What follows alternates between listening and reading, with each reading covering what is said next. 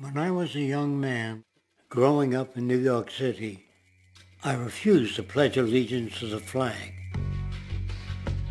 Of course, I was sent to the principal's office, and he asked me, "Why don't you want to pledge allegiance?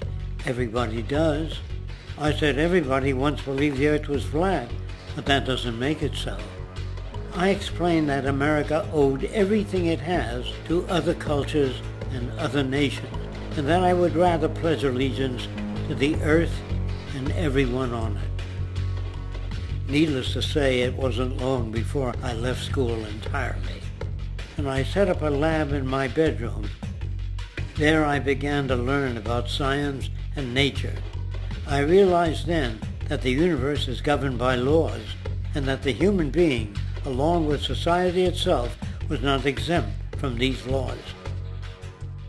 Then came the crash of 1929, which began what we now call the Great Depression. I found it difficult to understand why millions were out of work, homeless, starving, while all the factories were sitting there. The resources were unchanged. It was then that I realized that the rules of the economic game were inherently invalid. Shortly after came World War II, where various nations took turns systematically destroying each other. I later calculated that all the destruction and wasted resources spent on that war could have easily provided for every human need on the planet. Since that time, I have watched humanity set the stage for its own extinction. I have watched as the precious finite resources are perpetually wasted and destroyed in the name of profit and free markets.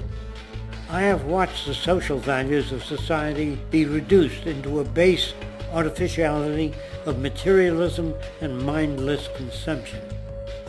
And I have watched as the monetary powers control the political structure of supposedly free societies.